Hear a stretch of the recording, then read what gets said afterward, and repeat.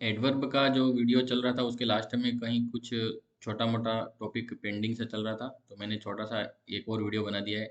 जो ये एडवर्ब का हमने टॉपिक किया था उसके एंडिंग के लिए जो है वो कंप्लीट करना था, इसलिए मैंने बनाया है।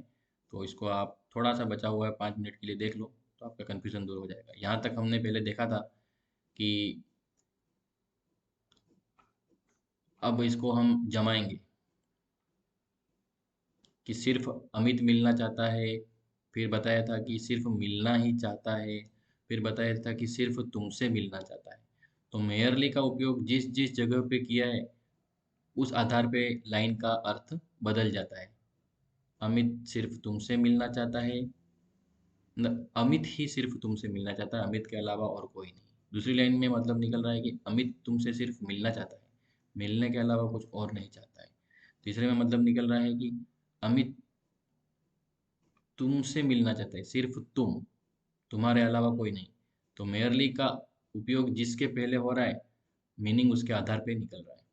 अब है एडवर्ब इन करेक्ट ऑर्डर, इनको सही ऑर्डर में जमाना है, जो कि हमने एमपीटी रूल पहले सीख रखा था उस आधार पे।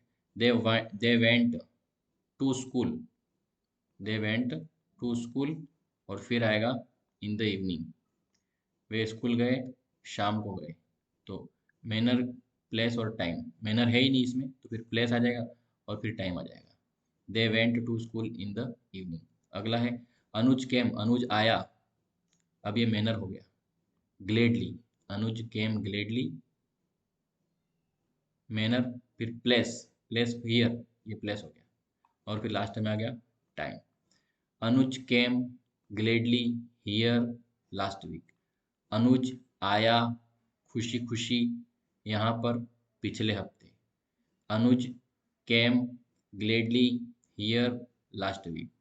तो ये वर्ड जो हैं उसको ऑर्डर में हमने जमा दिया है। You can write time in the starting of sentence. आप सेंटेंस के शुरू शुरू में भी टाइम डाल सकते हो, जैसे यहाँ पे टाइम वर्ड लास्ट वीक है तो लास्ट वीक को बीच में फिट करके, या लास्ट टाइम में फिट नहीं करें ऐसे करके शुरू में भी फिट कर सकते हो लाइन में, और बाकी जो दो वर्ड हैं वो पीछे लिख दो तो भी राइट माना जाएगा।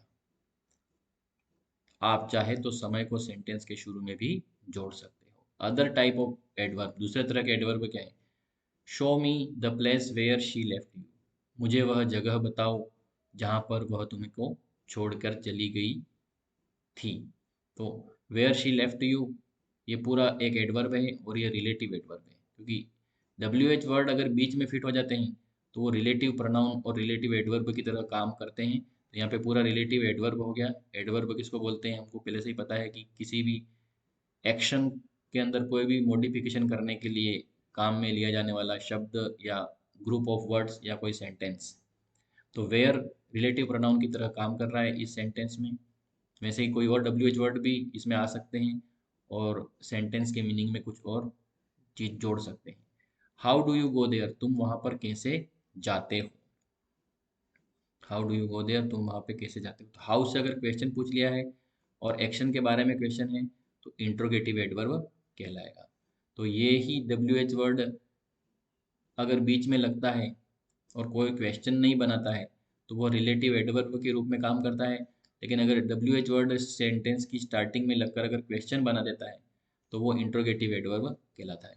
तो ये पूरा एडवर्ब का एक टॉपिक हमने कंप्लीट किया है। इसमें पहले भी मैंने जो एपिसोड बता रखा है उसमें एडवर्ब की सारी बातें आपको बताई हैं। बस एक रिवीजन के रूप में खाली मैं आपको शॉर्ट रिवाइज करा रहा हूँ कि एडवर्ब के टाइप इसमें बता रखे हैं। एडवर्ब ऑफ मैनर है, एडवर्ब ऑफ प्लेस है, एडवर्ब ऑफ टाइम है, एडवर्ब ऑफ डिग्री है और एडवर्ब ऑफ फ्रीक्वेंसी है। एडवर्ब ऑफ मैनर काम करने के तरीके के बारे में बताने के लिए यूज में लेते हैं। उसके बाद एडवर्ब ऑफ प्लेस, काम किस जगह पर होता है उसके बारे में बात किया जाता है उसमें। एडवर्ब ऑफ टाइम, काम किस समय हुआ है या किस समय काम होना है, किस समय हुआ था, उस चीज़ के बारे में बताने वाले शब्दों को एडवर्ब ऑफ टाइम कहते हैं।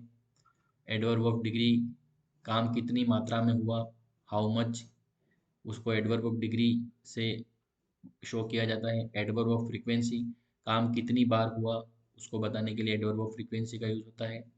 उसके अलावा काम, एडवर्ब जो हमने सीख लिए उसका सीक्वेंस में जमाना, सही ऑर्डर में जमाना, मैनर, प्लेस और टाइम। सबसे पहले मैनर आता है, फिर प्लेस आता है, फिर टाइम आता है। तो ये मैनर, प्लेस और टाइम को हमने जमाया था। Sanjay sings well on the stage in the evening, सबसे पहले मैनर, फिर प्लेस और फिर टाइम, इस तरीके से।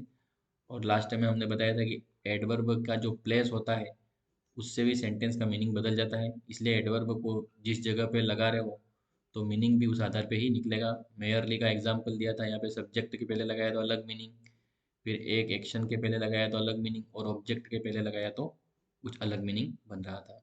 अब एडवर्ब को सही तरीके से जमाने की कोशिश की थी हमने एक, और उसके बाद कुछ दो खास बातें दे रखी हैं कि रिलेटिव एडवर्ब किसको बोलते हैं, जो रिलेटिव प्रोनाउन और WH वर्ड्स जैसे शब्दों का उपयोग करके सेंटेंस का जो एक्शन का मीनिंग में कुछ नई बात जोड़ देता है उसको रिलेटिव एडवर्ब बोलते हैं। और ऐसे WH वर्ड जो क्वेश्चन पूछने के लिए काम में आते हैं वो इंट्रोगेटिव एडवर्ब कहलाते हैं।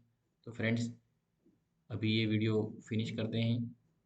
ये वो पहले जो वीडियो था उसका ही कुछ और सेक्शन है, इसको आप उससे एडवर्ब सेक्शन के साथ जोड़ के एंडिंग में जोड़ के इसको देख सकते हैं।